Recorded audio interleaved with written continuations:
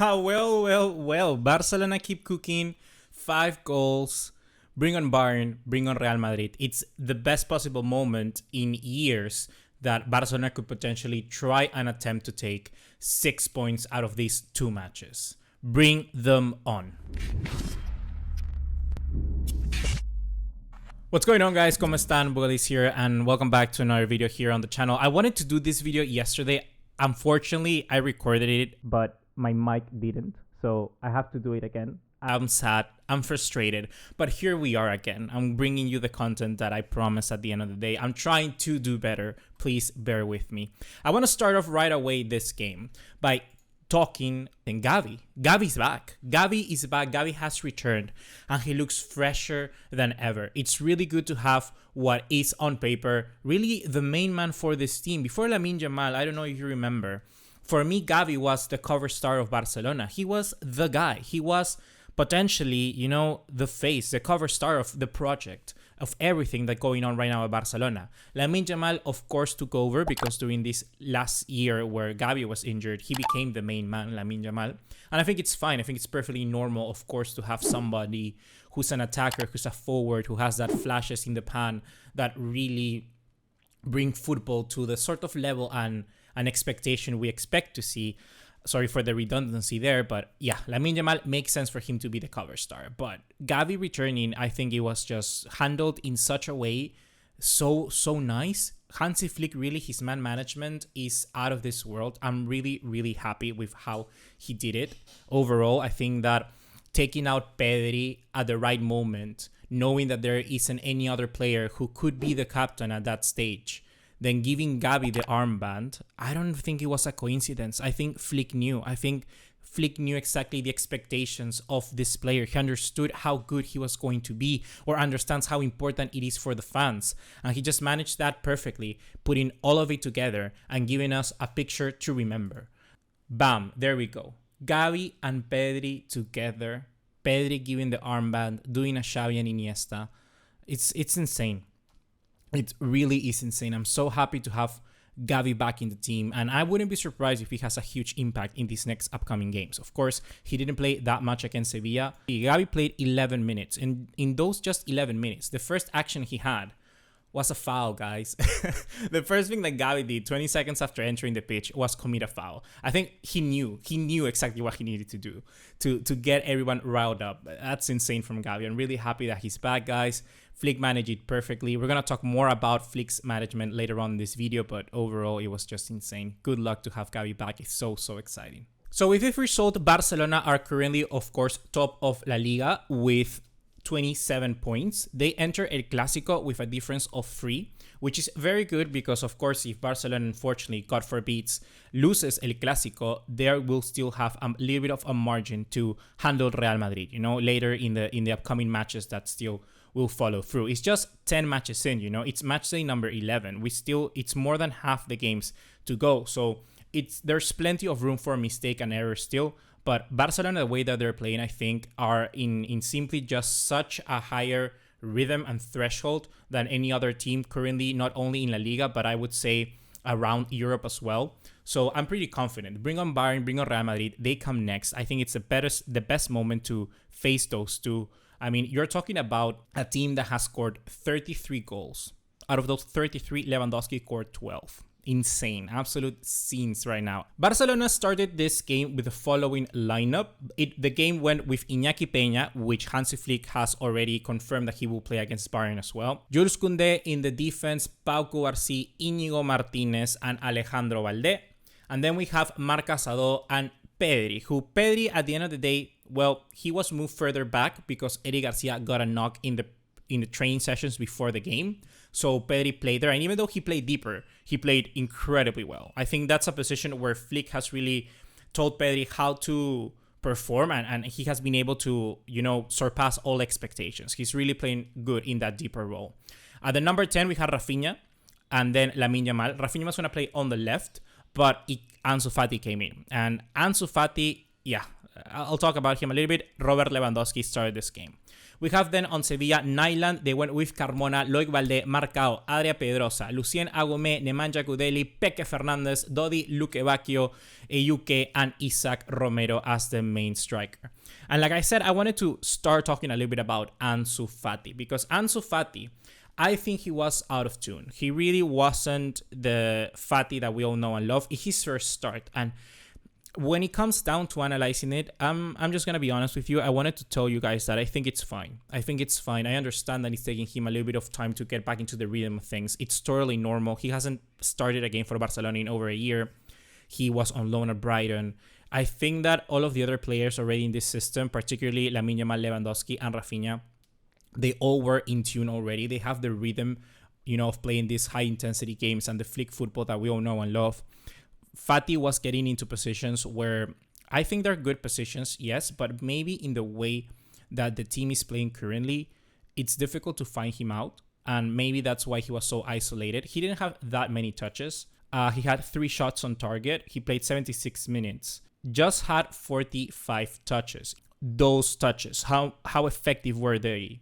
I don't think they were very much effective. I think he really looked like a contrast of the player that he was before. It certainly is, I think it's going to take a little bit of time to get Ansu Fati back into it.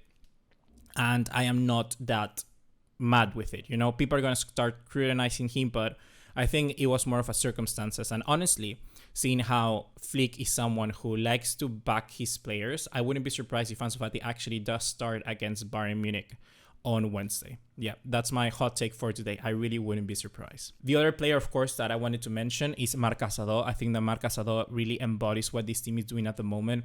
Casado has that ability to just run relentlessly and cover up spaces. He's always up there helping a teammate, recovering the ball. That is something that you want, and we haven't seen in a while from a midfielder from Barcelona. Most of the time in a team like this, we see how Pedri pushed further forward, but Marc Casado stayed a little bit further back. And if we actually do take a look at the heat map of where Casado played, just look at how much ground he covered. It's absolutely insane. Comparing that to Pedri also covered a lot of ground, but you can see that most of the time Pedri is just focused on one singular area of the field, trying to combine there with Balde, with Ansu Fati. But Marc Casado is all over the field. It's all over the field trying to mark. It's all over the field trying to intercept passes. That is something that we are very lucky to have here, a player like him. And I think that Flick will continue to play Marc Casado in these upcoming matches. I think that he will gain a starting position against Bayern, and he will mostly play El Clásico as well. So great on Marc Casado, because he's really turning out to be an amazing player. So I did mention that I was going to talk a little bit about Flick's management, and we already saw it with Gavi and the armband, but I also wanted to comment on Raphinha. Raphinha had today maybe not one of his best games, but even so, in not one of his best games, he got an assist for the goal for Lewandowski, so that's insane. But Raphinha as a captain, I know that it's said that the players voted for Raphinha to be the captain, but I think that Flick certainly has understand that Raphinha is a very emotional player. Raphinha is a guy who will lead by example, and we're seeing that at the moment. He's the captain. He's going to be playing against Bayern Munich with the captain's armband against Real Madrid. He's going to be representing the club, and I think that he knows that and speaks for all of his teammates. Raphinha is there, tracking back as a left back and recovering the ball. You see that energy that he puts. Ever since that game against PSG away last season, for me, Raphinha has elevated his game to a next level, and even so more under Hansi Flick. He really is a world-class player at the moment, and I said it plenty of times, even in the podcast. We did a combined 11. I pick Raphinha over Bellingham any day of the week. I think Bellingham is having an okay season, but what Raphinha is doing with the impact that he's having at Barcelona, he's just far of a greater player at the current moment in this La Liga season. Now, guys, if you lend me your attention, I want to bring you here to the screen. I want to watch the replay for Lewandowski's goal, the first one, a penalty. So first of all, let's take a look at the penalty decision. Do you think it's a penalty? For me, it is. I mean, the contact is clear. Peque just... he just didn't really look at Raphinha. He was there. He was clumsy. I mean, that's what happens when you have a attacking midfielder, marking in the box. That's a penalty 100%. And then there's Lewandowski, who's gonna shoot it on goal. Before I show you that, I want just to mention that for me, Lewandowski is one of the best penalty takers in the world. Of course, he has missed some, but that skip on a jump that he does is, I think, the signature move for Lewandowski. And you will watch it in the penalty. Be very close when you watch him, because he always, at the end, when he jumps, already is looking at the goalkeeper. He knows where his left leg is going to go, where his support leg is going to go, how he's going to stand, how he's going to shoot. Everything that Lewandowski does already is so automated. It's like AI, really. It's like a robot that knows exactly what he wants to do. So very good for Lewandowski there. For me, I always say it, for me, he's the perfect athlete. And at 36 years of age, he's doubling the goals of someone like Mbappe in La Liga and has more goals than Vinicius Jr. and Mbappe combined. So already. So 12 goals for Lewandowski in this campaign after this game. Absolutely insane. I expect him to have an absolutely incredible next two matches against Bayern and Real Madrid, because he looks so fresh. He looks agile. He looks like his effort and his energy is better spent all within the box and not dropping so deep like he did under Xavi. So kudos to Hansi Flick as well, because he's getting the best version of Lewandowski. So let's look at the penalty right now. Just look at that. Lewandowski, Revantito. You see the jump, the skip on a jump and a goal. As soon as that went in, I always, I don't know about you guys, but I always get nervous about penalties. I always think, oh, this guy's going to miss it. But surely Lewandowski will not. It's not that common for Lewandowski to miss a goal like that, you know? It's very uncommon. Next goal that came into the game, of course, was Pedri's goal. Pedri's goal, I think, for me, showed some few things that Barcelona needed to adjust, and Lamine Yamal, why he's so incredible at 17 years of age. So you will remember a lot of the times Barcelona in this game were doing crosses. Alejandro Valde constantly overlapped through the left-hand side, and then he would cross the ball in decisions that I kind of want to criticize, because I think Valde is not the best decision maker out there in the world. But he will do those crosses, and Sevilla knows how to handle that. You know, Sevilla will most of the time just head it out because they have very strong tall center backs in Marcao and Loic Valde. So yes, I think Lamine Yamal noticed that, and in a situation like this where you have someone like Robert Lewandowski running into the box, someone like Raphinha or someone like Ansu Fati running into the box, you'll see it here. He decides to do a low cross and pass it backwards to Pedri, and I think that opened up so good, because Sevilla were not good at getting bodies back into it. They were very cut open. And Lamine Yamal notices that. So just take a look at Lamine, how he passes to Pedri, and of course the wonder goal from a far, far beyond their age.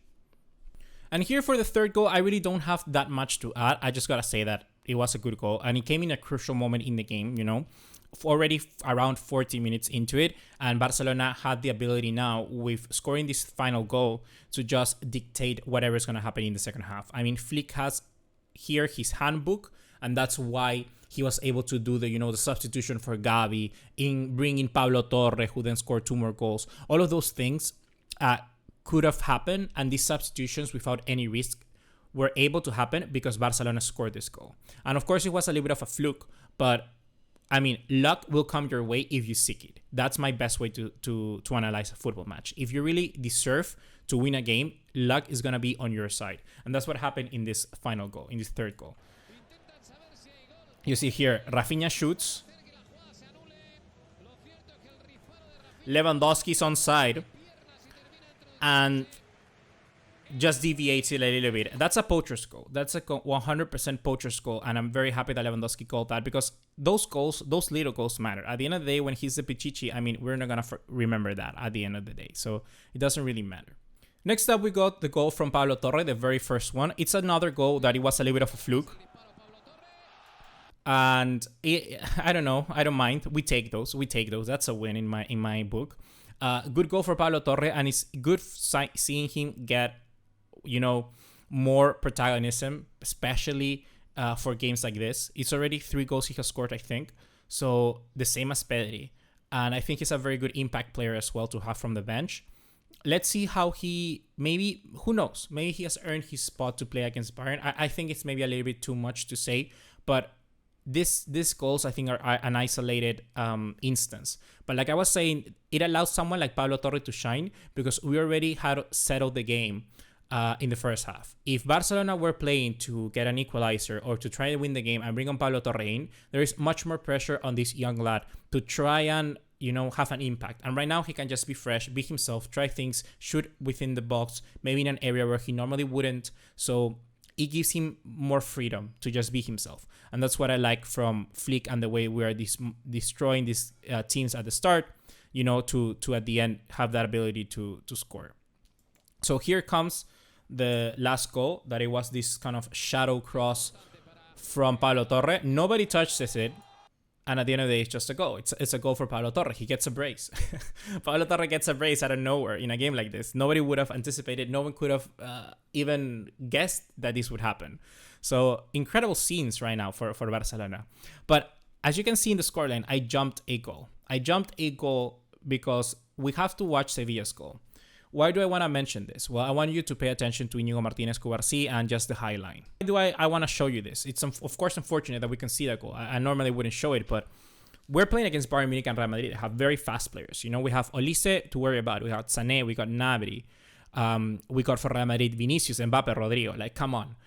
They will score. It's impossible for Barcelona to keep a clean sheet, and it will be a very tough ask for them to expect to do that. The thing that I mentioned is that even though Íñigo Martínez and Cubarsí are doing a tremendous job, the high line is very worrying for what may happen in those two games. I just want you to have that, in your head. I just want you to understand that may be a possibility, that we will concede, because this high line is the way that Flick plays, and Flick won't change it at all. However, yet still, it's very good to have the ability to count on players such as Pau Cubarsí and Íñigo Martínez, because they're doing a very good job, particularly in what I would say is the one-on-one duels. So take a look right now at these two players. So currently you can see right from the way that they're playing on the heat maps. On the right we got Cubarsí, on the left we got Íñigo Martínez. Pau Cubarsí is more of a stopper. He plays further up in the field. Íñigo Martínez, you could say it's the very same thing, because really this high line, it's insane. The thing is that when you look at the duels won, look at Pau Cubarsí. He, out of 7 duels, ground duels, he won 5. And out of 3 aerial duels, he won 2. We're talking about a 17-year-old here, winning against, not world-class players at the moment, but, consolidated first division players, which is honestly surprising. He's not the most physical either, and not the fastest. So he gets himself in good positions, and that's insane. And even look at that below. Accurate passes, 91. Accurate passes of 94. That's a success rate of 97%. That's insane. 103 touches for Pau Cubarsí. So very, very good. Long balls, 4 attempts and 3 successful. So Pau Cubarsí is just a total defender right now for Barcelona. And I think he's such a breath of fresh air really in that center back position, because we haven't had someone that manages the ball that nicely since Piqué maybe. So good on Pau Cubarsí. And Íñigo Martínez here now, looking at just solely Íñigo Martínez. You can see how he pushes further forward, but I want to take a look at aerial duels. We have 3 aerial duels done, 1 out of 3, and 1 ground duel out of 2. So clearly you can see that Íñigo Martínez is the last resort. He's going to be the man at the end of the day, and I'm at the end of the line, the last one. But you can see there are not that many duels, but whenever the duels come, you need to win them. And it's surprising because it's like Flick is betting on that, and so far so good, because they have won each of their duels. But who knows? Maybe against Mbappe and them it's going to be harder. So we have to see if that's going to be a huge impact. So I'm very interested to see how this high line will affect that. But that, guys, is going to be my review, my commentary on this game, Barcelona versus Sevilla. Very interesting game at the end of the day. I'm happy with the result, of course, 5-1. How wouldn't I be happy? And I'm just so excited to see Bayern Munich and Real Madrid come up next. So, guys, stay tuned here. We're going to do, hopefully, live streams. I'm trying to figure out how would be the best way for me to do it. But there's this new platform called Buildup. And I'm trying to find a way to just stream in there. I already got in contact with the people and they are allowing me to do so. So go there. I've shared a link already. Like I said, I tried to do a Sevilla match, but I couldn't. I will talk to try and fix those problems as soon as possible. But yeah, I'm really excited that we're doing content back in the channel, and just hope you guys enjoy this commentary just like always. So yeah, see you in the next one. Take care. Ciao, ciao.